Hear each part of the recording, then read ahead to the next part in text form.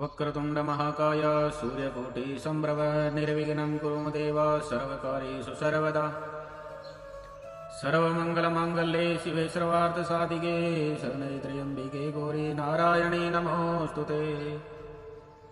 वंदे देवयुमापतिं सूर्यगुरुं वंदे जगत्कारणं वंदे वनगभूषणं मृगधरां वंदे वसूनां पतिं वंदे सूर्यसकाशवैनयनं वंदे मुकुन्दं प्रियं वंदे भक्तजनाश्रयं च वरदां वंदे शिवशङ्करम्।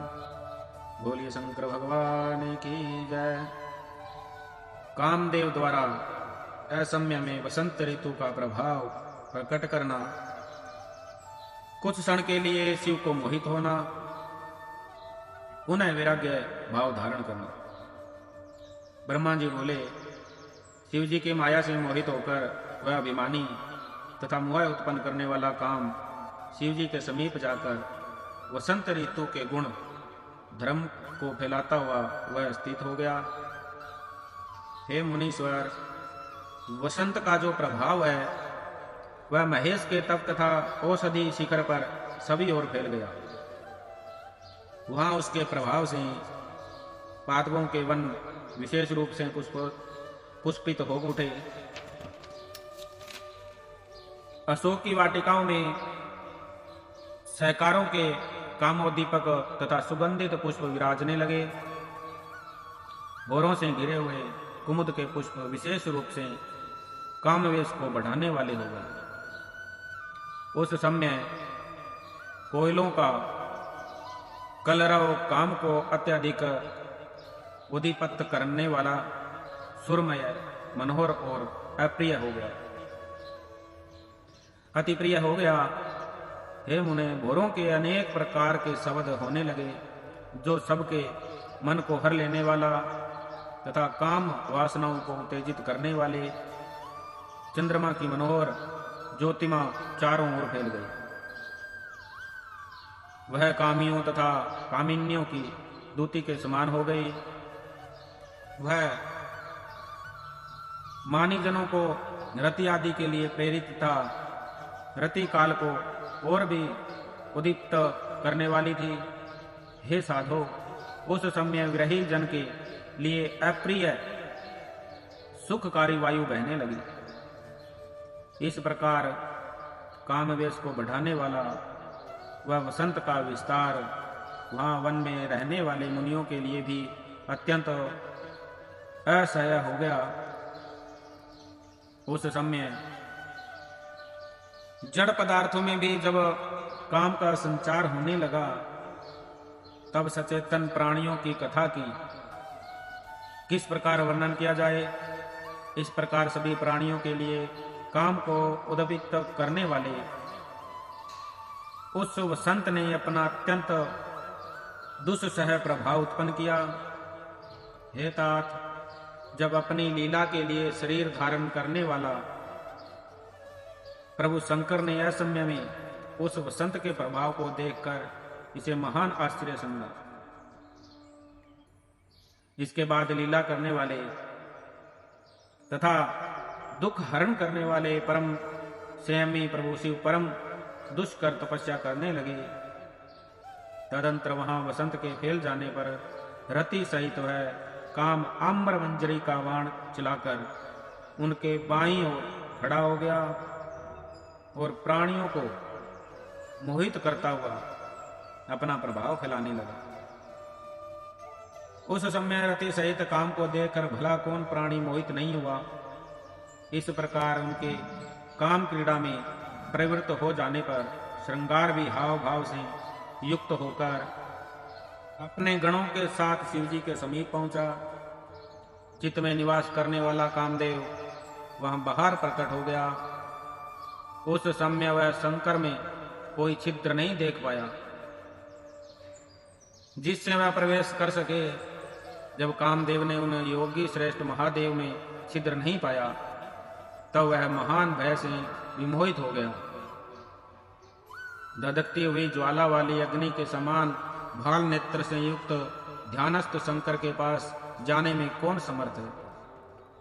इस समय पार्वती भी दो सखियों के साथ अनेक प्रकार के पुष्प लेकर शिव जी की पूजा करने के लिए वहां पहुंच गई। लोग पृथ्वी पर जिस जिस प्रकार के महान सौंदर्य का वर्णन करते हैं वह सब तथा उससे भी अधिक सौंदर्य उन पार्वती जी में है। उन्होंने ऋतुकालीन सुंदर पुष्पों का धारण किया था। उनकी सुंदरता का वर्णन सैकड़ों वर्षों में भी कैसे किया जा सकता है। जिस समय वे पार्वती शिव जी के समीप पहुंची उस समय शिव जी क्षण भर के लिए ध्यान त्याग कर अवस्थित हो गए। उस छिद्र को पाकर काम ने पहले अपने हर्षण नामक बाण से समीपस्थ शंकर को हर्षित कर दिया। हे मुने, उस समय पार्वती भी श्रृंगार एवं भावों से युक्त होकर मलयानी के साथ मानो काम की सहायता करने के लिए शिव के सन्निकट गई हुई थी। उस समय काम ने शूलधारी शिव जी को पार्वती में रुचि उत्पन्न करने के लिए अपना धनुष खींचकर शीघ्र ही बड़ी सावधानी से उन पर पुष्प बाण छोड़ा। जिस प्रकार पार्वती नित्य निरंतर शिव जी के पास आती थी उसी प्रकार आकर उन्हें प्रणाम करके उनकी पूजा कर वे उनके सामने खड़ी हो गई। उस समय प्रभु शंकर स्त्री स्वभाववश लज्जा के कारण अपने अंगों को ढकती हुई उन पार्वती को वहां देखा। हे मुने, पूर्व समय में पार्वती को ब्रह्मा के द्वारा दिए गए वरदान का भली भांति स्मरण करके प्रभु शिव भी प्रसन्नता पूर्वक उनके अंगों का वर्णन करने लगे। शिव जी बोले, हे मुख है या चंद्रमा ये नेत्र है, अथवा दो कमल और ये दोनों भ्रुकुटी है, या महात्मा कामदेव के धनुष यह अधर है, अथवा बिंब फल यह नासिका है, या तोते की चोंच है यह स्वर है, या कोकिल की मनोहर कूप है, और यह मध्यम भाग कमर है या वेदी है। इसकी चाल का क्या वर्णन किया जाए, इसके रूप का क्या वर्णन किया जाए, और इसके पुष्पों तथा वस्त्रों का भी क्या वर्णन किया जाए। सृष्टि में जितनी उत्तम सुंदर है वही एक त्रिक कर इसमें रस दी गई है। इसके सभी अंग सब प्रकार से रमणीय हैं, इसमें संदेह नहीं है।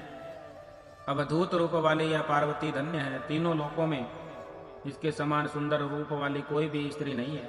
अवधूत अंगों को धारण करने वाली यह लावण्य निधि है।